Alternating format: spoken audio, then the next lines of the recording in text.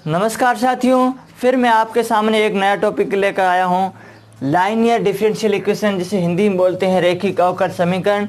इससे पहले मैं आपको बता दूं, हम चर्चा कर रहे थे डिफरेंशियल इक्वेशन पर, जिसमें मैंने आपको बताया था order and degree of a differential equation और formation of a differential equation, variable separable form, reducible to variable separable form.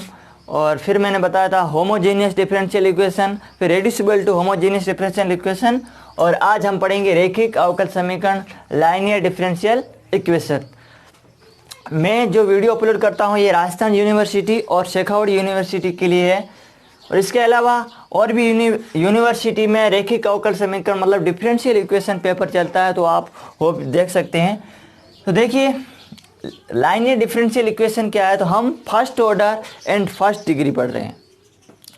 तो first order and first degree में लाइनियर डिफरेंशियल इक्वेशन क्या होती है, इसके दो फॉर्मेट होते हैं। एक होती है y में रैखिक अवकल समीकरण, एक होती है x में रैखिक अवकल समीकरण। यहाँ आपको इसमें दोनों में आपको एक बेहतरीन कॉन्सेप्ट समझना होगा। कॉन्सेप्ट आपने समझ लिया, इसके बाद इसके क्वेश्चन करना बहुत आसान है। देखिए, y में जो रैखिक अवकल समीकरण होती है उसका फॉर्मेट होता है dy upon d x plus p y बराबर क्यू। देखिए, आपको ये इस प्रकार y में जो रैखिक अवकल समीकरण होगी उसका जो फॉर्मेट होगा इस प्रकार होगा। यहाँ देखिए, यहाँ p और q x के फलन है, ये ध्यान रखना। p और q x के फलन है, इसको विशेष y के फलन मत मान लेना कि p और x, यदि p और q y के फलन है तो ये किस में हो जाएगी, x में रैखिक। ये नहीं चलेगा। ये p और q किसके फलन है, x के फलन है। यहाँ आप ये थोड़ा ध्यान रखना, डेंजरस जोन है आपके लिए 11 kV वोल्ट का। देखिए, p और q x के फलन है और या अचर भी हो सकते हैं। देखिए, p और q या तो x के फलन होंगे या अचर भी हो सकते हैं। तो ये किस में हो जाएगी, y में रैखिक। और यहाँ x में रैखिक जो अवकल समीकरण होगी उसका ये फॉर्मेट होता है dx upon dy plus px बराबर q। यहाँ p और q y के फलन होते हैं या अचर होते हैं, ये तो आप याद रखें। इसका हल होता है जो इस प्रकार होता है, y इंटीग्रेटिंग फैक्टर बराबर समाकलन integrating factor into q D x. देखिए, इंटीग्रेटिंग फैक्टर मतलब समाकलन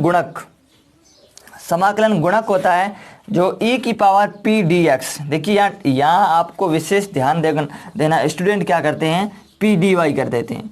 इस जो y में रैखिक होती है उसमें p dy करते हैं, तो ये आपके लिए भी बहुत ही खतरनाक जोन, डेंजरस जोन है। तो ये p dy मत करना, ये e की पावर p dx है, राइट। इंटीग्रेटिव फैक्टर या y इजिकल y, इसके गुणा में कर देना इंटीग्रेटिव फैक्टर बराबर समाकलन इंटीग्रेटिव फैक्टर q dx। और यहाँ भी क्या आएगा, इसका हल x इंटीग्रेटिव फैक्टर। यहाँ आप थोड़ा ध्यान रखें, यहाँ y आएगा क्योंकि ये y में लीनियर है, ये x आएगा क्योंकि x में लीनियर है। फिर x इंटीग्रेटिव फैक्टर समाकलन इंटीग्रेटिव फैक्टर q dy। यहाँ देखो, ये x में लीनियर तो क्या आएगा dy, और ये y में लीनियर है तो क्या आएगा dx। और इसका इंटीग्रेटिव फैक्टर e की पावर p dy, क्योंकि ये x में लीनियर है तो इसका उल्टा आता है p dy। आप ट्रिक के लिए याद रखना। इसके अलावा एक में आपको इसको पहचानने की कि सर हमें कैसे पता चलेगा कि ये x में रैखिक है और ये y में रैखिक है। तो देखिए, जो y में रैखिक अवकल समीकरण होती है उसमें y एक बार आता है और x दो बार आता है। यहाँ भी आ सकता है और यहाँ भी आ सकता है। मतलब y यदि एक बार है तो y में रैखिक अवकल समीकरण होगी, और यदि इसमें x में रैखिक अवकल समीकरण जिसमें x एक बार आ रहा है और y दो बार आ रहा है, क्योंकि p और q दोनों किसके फलन होते हैं, y के या अचर। p और q दोनों y के फलन होते हैं, y दो बार आ रहा है तो x की रैखिक अवकल समीकरण। जिसमें एक बार आ रहा है उसी में ही रैखिक अवकल समीकरण होगी। 1 minus x square d y upon d x minus x y equal to 1। इसको हम आगे सॉल्व करेंगे। तो सॉल्व 1 माइनस एक्स स्क्वायर का हम क्या कर देंगे, भाग। तो क्या आएगा dy upon d x minus x upon 1 minus x square बराबर 1/1 माइनस एक्स स्क्वायर। अब देखिए y एक आ रहा है तो ये y मिलीनियर है, तो यहाँ p क्या है minus x upon 1 minus x square और q है 1/1 माइनस एक्स स्क्वायर। देखिए आपको ये समझ में आया होगा कि dy upon d x minus x 1 minus x square में x दो बार आ रहा है, एक यहाँ आ रहा है और ये दो पदों में आ रहा है, और y एक बार आ रहा है तो ये y मिलीनियर होगी, तो dy अपॉन डी एक्स होगा। देखिए इंटीग्रेटिंग फैक्टर क्या होगा e की पावर p और यहाँ dx आएगा या dy आएगा। देखिए यहाँ dy upon d x y millionaire है तो dx आएगा बराबर e की पावर समाकलन minus x upon 1 minus x square into D x. देखिए हम यहाँ थोड़ा कॉन्सेप्ट समझेंगे। ये प्रतिस्थापन विधि द्वारा समाकलन, तो 1 माइनस एक्स स्क्वायर हम क्या मानेंगे t, put 1 minus x square बराबर t, तो माइनस 2x dx बराबर आ जाएगा dt। हमें क्या चाहिए माइनस 2x, हमें माइनस x चाहिए तो हम क्या भर देंगे 2 का क्या दे देंगे भाग, तो माइनस एक्स डी एक्स की जगह क्या आ जाएगा dt/2 और y माइनस एक्स स्क्वायर की जगह t, तो समाकलन e की पावर 1/2 बाहर ले लिया और 1 माइनस इसकी जगह आ जाएगा dt/t बराबर e की पावर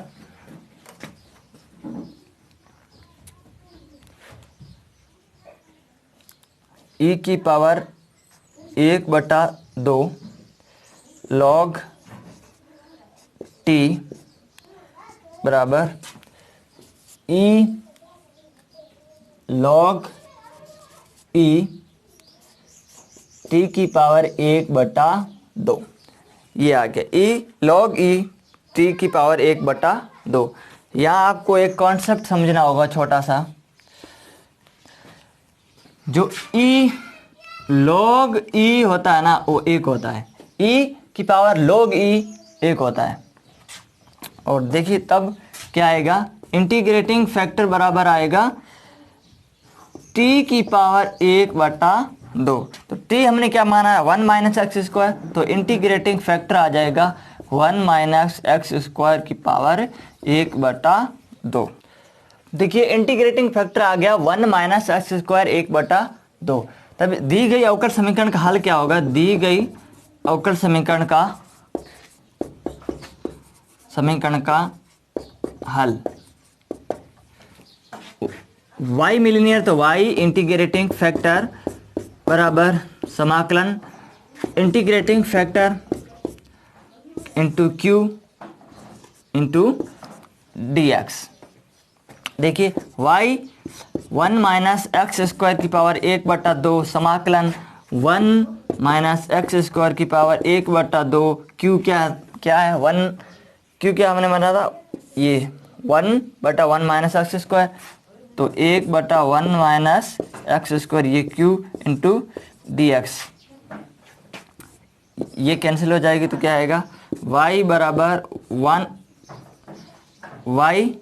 1 माइनस एक्स स्क्वायर की पावर 1/2 समाकलन 1/√1 minus x square into D x, ये बचेगा।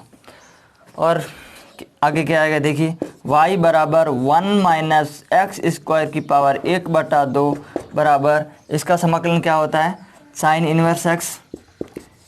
Inverse x plus c। ये दी गई अवकल समीकरण का क्या है अभिष्ट हल। दी गई अवकल समीकरण का अभिष्ट हल।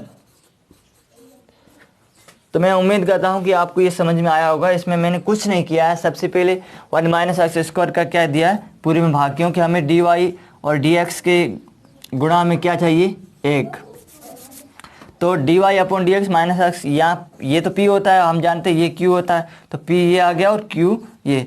और इंटीग्रेटिंग फैक्टर जब y मिलीनियर हो तब क्या होता है e की पावर p dx होता है। जब y मिलीनियर हो तो dx आएगा, और जब x में लीनियर हो तो y आएगा। ये थोड़ा सा ध्यान रखो, यहाँ आप गलती कर सकते हो, बाकी और कुछ सिंपल है, कुछ नहीं। एक और एग्जांपल लेंगे एंड हम इसको पूरा करें। देखिए ये एग्जांपल है x dy plus 2y cube dy बराबर y dx। देखिए इसमें x एक बार आ रहा है और y कितनी बार आ रहा है, 2 बार आ रहा है, तो ये डेफिनेटली किसमें लीनियर होगी, x में लीनियर होगी। तो हम किसका भाग देंगे, ये भी आपको ध्यान होना चाहिए कि यदि x के टर्म में देखिए x में लीनियर है तो हम किसका भाग देंगे, dy का। तो इस पूरी इक्वेशन में हम क्या कर देंगे, dy का भाग देंगे। तो क्या आएगा, देखिए x plus 2y cube is equal to y dx upon dy। Then इसको आगे सॉल्व करेंगे तो क्या आएगा, dx upon dy minus x बराबर 2y क्यूब इंटू y। देखिए इसको मैंने दिया और x को मैं उस तरफ ले गया तो माइनस x आ गया, और ये 2y क्यूब है, तो y का हम भाग दे देंगे। तो dy upon dx minus x upon y बराबर क्या आएगा, 2y स्क्वायर।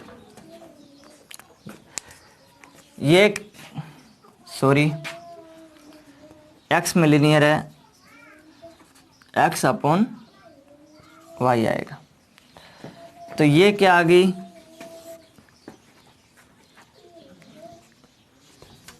ये x में रैखिक अवकल समीकरण है, रैखिक अवकल समीकरण, ये x में रैखिक अवकल समीकरण है। यहाँ p क्या है, 1/y और q क्या है, 2y स्क्वायर। इंटीग्रेटिंग फैक्टर क्या हो जाएगा, बराबर e की पावर p dy।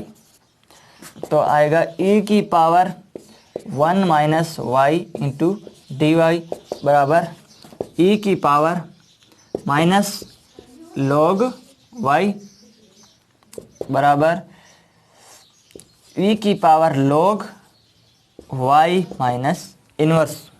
ये माइनस था, मैंने उसको ऊपर भेज दिया। तो ये क्या हो जाएगा, इंटीग्रेटिंग फैक्टर बराबर 1/y आएगा। क्यों, क्योंकि e की पावर log e 1 होता है। देखिए इंटीग्रेटिंग फैक्टर आ गया। दी गई अवकल समीकरण का हल, दी गई अवकल समीकरण का हल क्या होगा, ये x में लीनियर है तो x इंटीग्रेटिंग फैक्टर बराबर समाकलन integrating factor into q d Y.